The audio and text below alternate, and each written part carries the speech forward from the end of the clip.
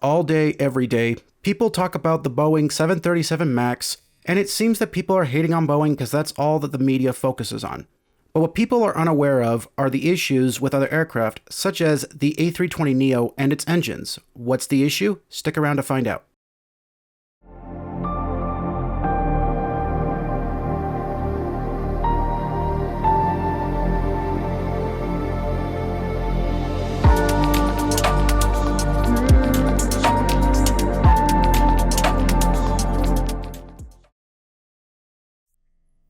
By now, I'm sure all of you have heard about the Boeing 737 MAX crashes and the whistleblower who got Epsteined, which of course is a very big deal, and it warrants a lot of attention. However, there are other issues that people don't seem to be talking about as much, partially because of the fact that it's not nearly as interesting as the 737 issues, but regardless is still equally as important, and that would be the Airbus A320neo, more specifically its Pratt & Whitney engines.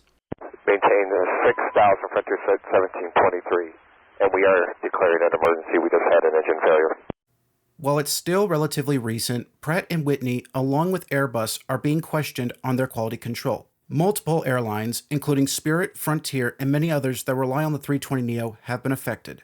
The issue is mostly with their life cycle projections.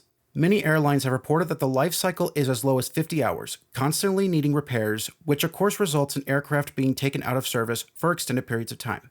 If you know anything about the airline industry, you'd know that the less time an aircraft is in the air, the less money there is to be made. And with an industry as volatile and sensitive to change as the airlines, it can be catastrophic.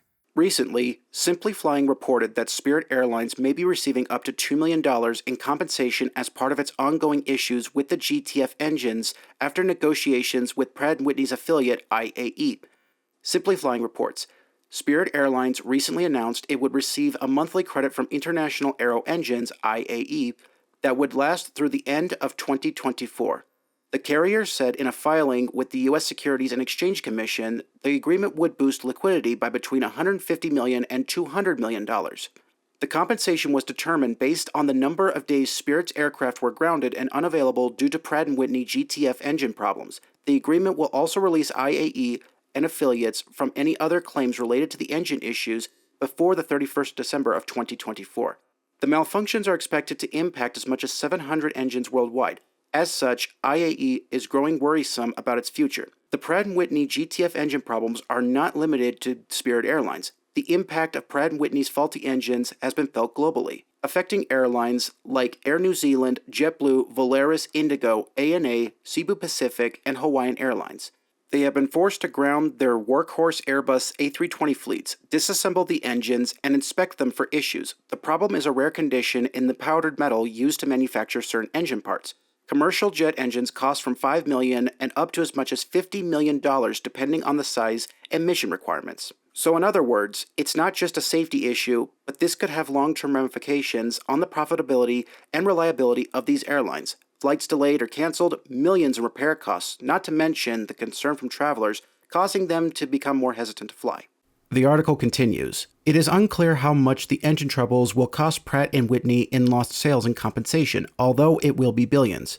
Pratt & Whitney recently agreed to a compensation deal with Volaris, while Financial Express reported in November that Indigo was also seeking compensation. The NZ Herald reported that 4 Air New Zealand A320 aircraft will be out of action on average at one time over the next 2 years because of the issue. It further reports that Air New Zealand is expecting compensation that will over the direct costs incurred for replacement leased aircraft. None of this, of course, excuses Boeing's corrupt and immoral decisions that cost hundreds of lives and distrust amongst travelers. However, it does point out that it's not just Boeing, but it's a lot of companies. In fact, it points out a much greater issue, which is that these companies have so much control over the market, and how governments do very little or nothing to stop them, and in some cases fortifying their monopolies, thanks of course to government contracts, burdensome regulations, and lack of support for smaller and obscure competitors. The number of regulations in the aviation industry, and somehow these manufacturers still find a way around them and maintain their status. It's the main reason I'm more interested in corporate jets such as the Gulfstream G700 and the Bombardier Global 7500. It's also the main reason I try to fly with smaller Part 135 airlines like JSX and Boutique Air. It's also one of the main reasons I've gotten a little bit annoyed with all of the hatred towards Boeing. While I'm not saying it's unjustified, one of the things I will say is that it's not just them. And because of all of our focus being brought onto Boeing and their issues, it causes us to ignore all of these other issues. And it's part of the reason I get kind of annoyed with how people keep glorifying Airbus, even though Airbus, for the most part, isn't really any better. It's not to say that it's worse than Boeing necessarily, but it's certainly not better. And regardless, there are lots of issues in the airline industry and with aviation more broadly. And one of the things that we could do to make it easier is allowing more competition, along with a bunch of other things, but that's a discussion for another time.